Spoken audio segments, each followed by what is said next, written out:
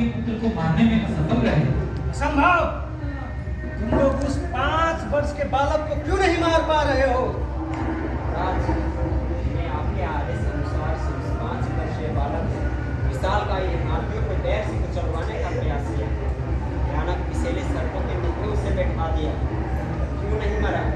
ऊंचे पर्वतों को चोटी से गिरा कर दे दिया। मायावादी तरीकों से उसे हानि पहुंचाने का प्रयास किया।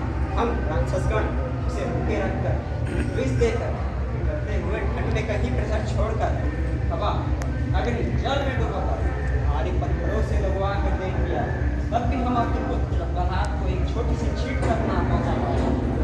संबाहु ठीक कह रहे हैं महाराज, हमें भी कुछ समझ में नहीं आ रहा है।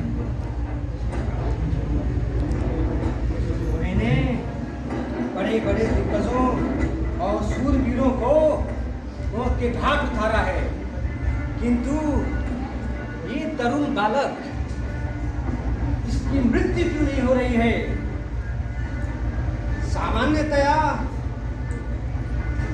एक राक्षस का मुख देखकर बच्चे भयभीत होकर मूर्छित हो जाते हैं, लेकिन ये सामान्य प्रहलाद 5 वर्ष का बालक भयानक से भयानक दंड देने पर भी उसको आसानी से पार कर लेता है। कहीं इसमें भगवान विष्णु की कोई चाल तो नहीं?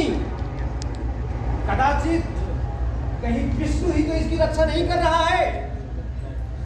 नहीं नहीं नहीं, वो कायर विष्णु मुझसे डरकर पहले ही कहीं छुपा बैठा है। इसमें ये सामर्थ्य कहाँ?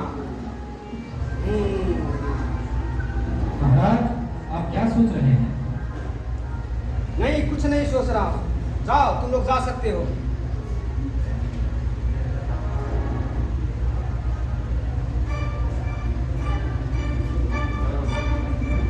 अरे नालायको, तुम्हारी दुस्साहस कैसे हुआ यहाँ पे आने के लिए?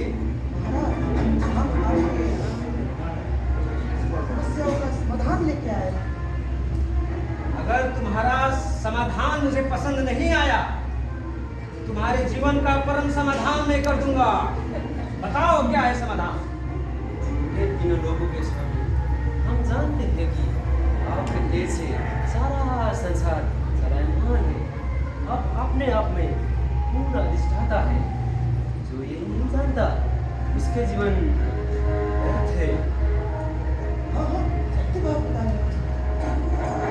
महाराज, जहाँ तक आपका पुत्र प्रहलाद का प्रश्न है, वो तो एक तुच्छ बालक मात्र है जिसकी बुद्धि हर ली गई है।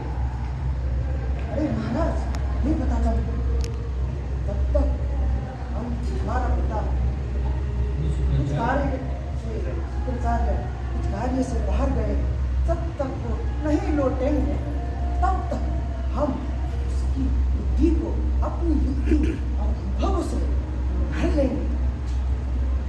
अति उत्तम विचार। हमारे गुरु शुक्राचार्यों ने बड़े से बड़े दैत्यों का हृदय परिवर्तन कर दिया है। उसके सामने ये बालक एक कीट की भांति है। अति उत्तम विचार। जाओ, शीघ्र इसका पालन करो।